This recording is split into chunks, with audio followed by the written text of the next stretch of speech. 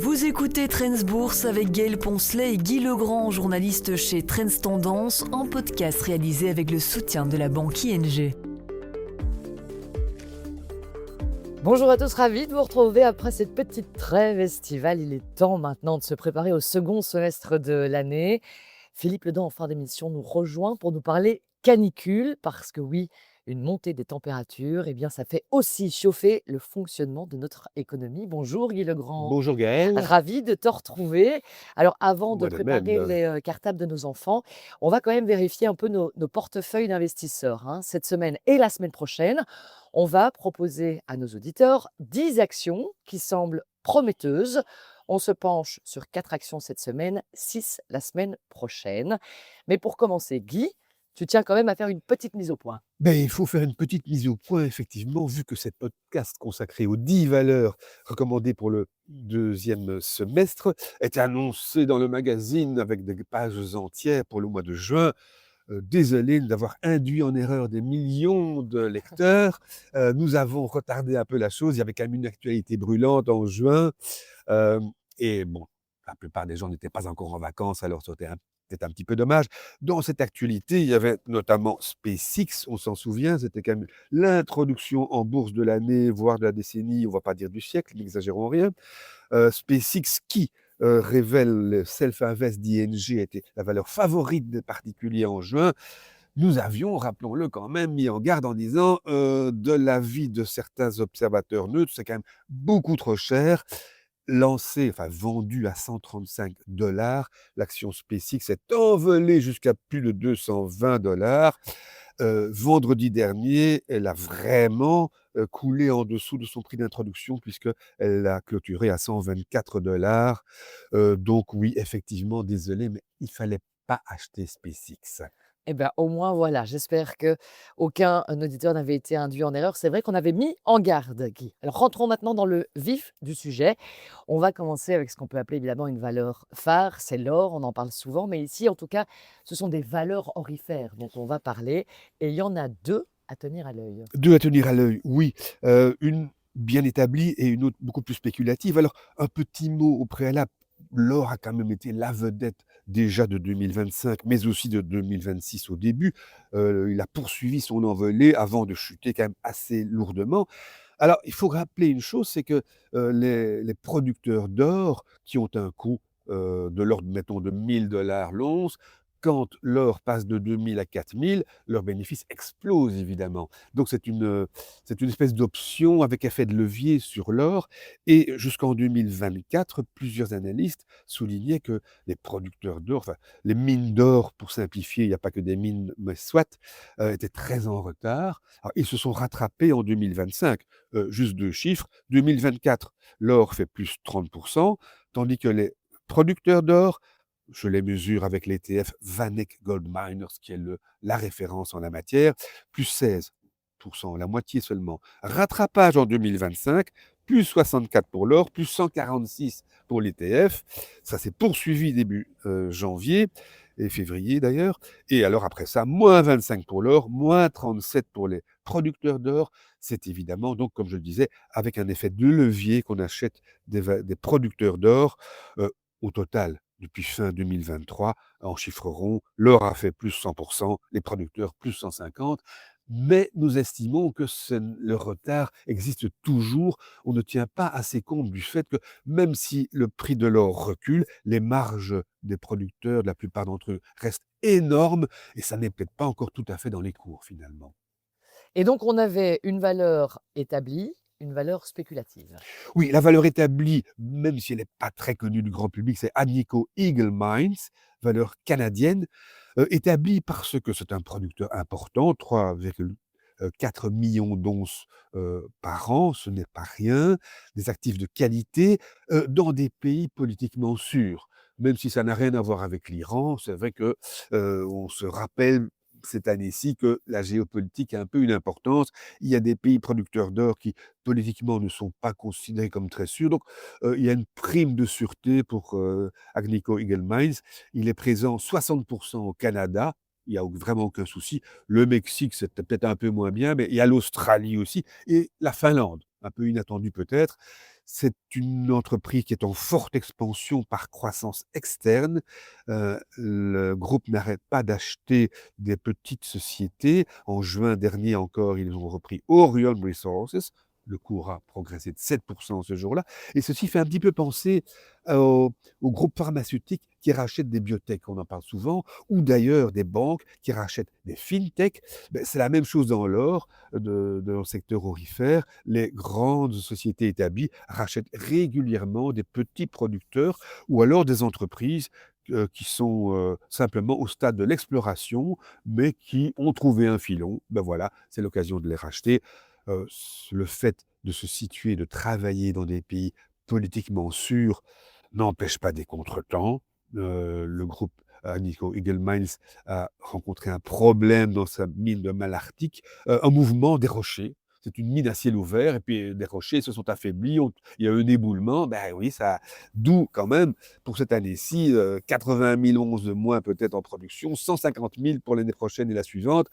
Bon, voilà, il y a des aléas, mais enfin, on est au Canada et au moins, en principe, on n'imagine pas qu'il y ait un coup d'État avec un dictateur qui vienne tout à fait tout chambouler.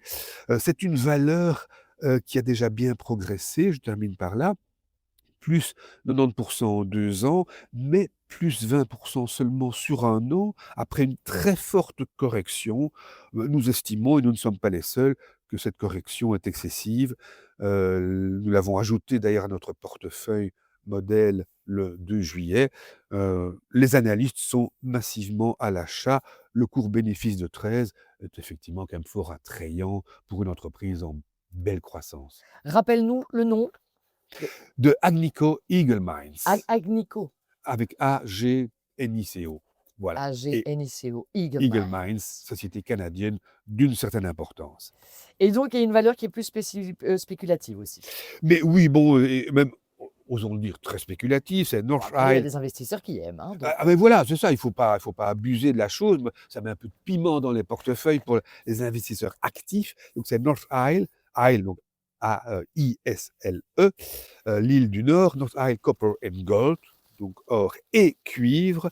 C'est une société d'exploration qui travaille sur l'île de Vancouver. Vancouver, pour rappel, cette charmante ville de Vancouver, au Canada, sur l'océan Pacifique, a en face d'elle une île géante, elle est plus grande que la Belgique. Bon, et c'est là qu'elle explore et qu'elle a trouvé des choses assez intéressantes. C'est pour ça que le cours a déjà bien progressé, en fait. Hein. Voilà, début 2025, on était à 50 cents, on est à 3 dollars maintenant, mais les analystes ont un objectif de cours de 5 dollars, voire plus. Oui, effectivement, si cette exploration se révèle aussi prometteuse qu'on le pense, ben, ce cours pourrait encore bien progresser. Alors, un petit détail, certains pourraient se souvenir que la bourse de Vancouver, où elle est cotée aussi, ce qui est logique puisque c'est là qu'elle travaille, avait une réputation un peu sulfureuse naguère. Je me souviens d'un reportage dans Fortune, le grand magazine américain, dans les années 80. Le journaliste interrogeait un broker de Vancouver en disant « Mais écoutez, moi j'entends dire quand même que cette bourse est largement manipulée, plus de la moitié des actions seraient manipulées. Alors de quoi s'agit-il? En 2 mots, il y a typiquement à Vancouver, comme d'ailleurs dans certaines bourses américaines, des petites sociétés qui se sont lancées à la recherche d'or du temps de la ruée, etc. Elles sont un peu tombées dans l'oubli, mais sont toujours cotées.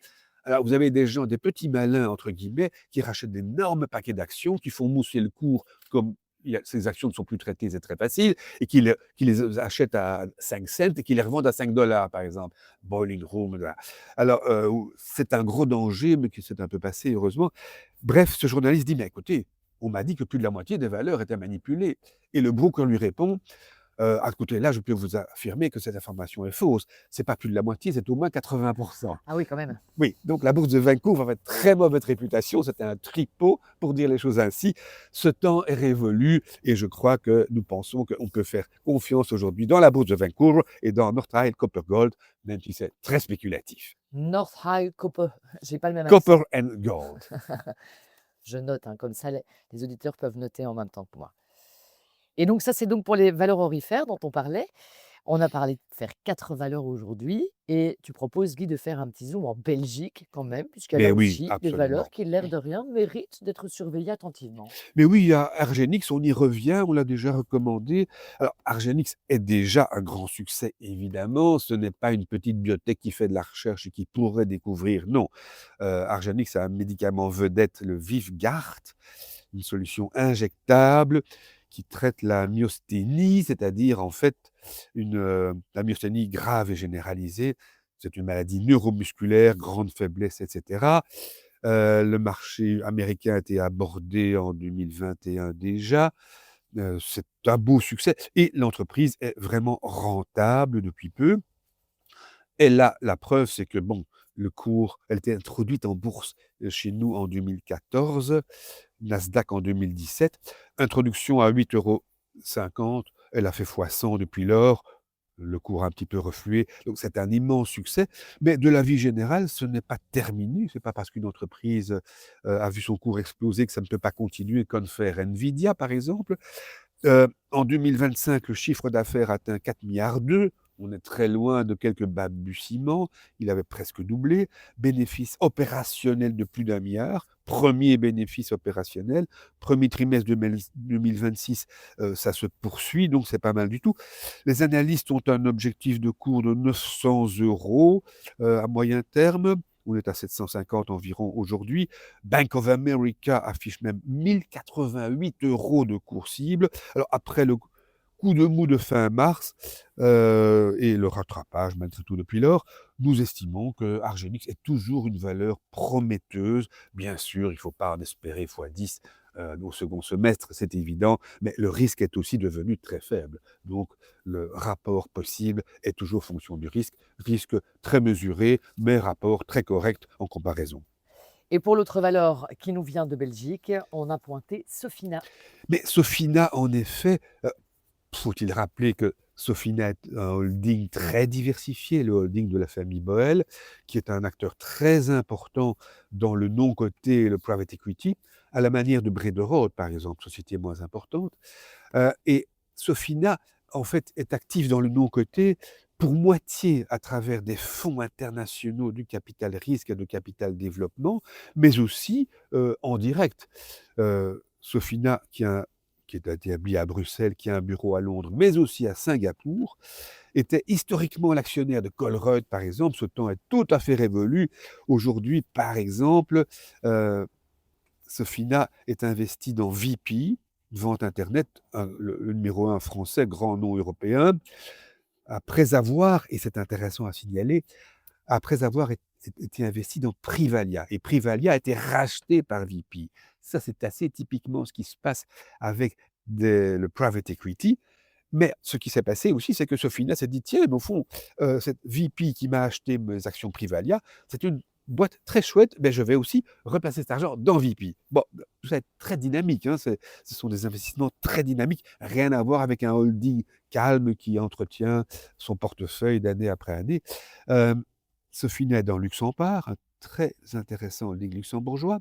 Et alors, ils sont aussi dans Vinted. Tiens, tout le monde connaît Vinted, évidemment. Ils sont dans Mistral. Mistral, qui est l'alternative française aux Américains en matière d'intelligence artificielle. Mais ils sont aussi beaucoup dans les pays émergents. Ils ont eu quelques blagues d'ailleurs. Mais enfin, bon, juste à titre d'exemple, des hôpitaux, un grossiste et un vendeur de montres, ainsi qu'une biopharmacie en Chine. Donc, grosse présence dans le private equity et dans les pays émergents. C'est ce qui fait tout l'intérêt de Sofina.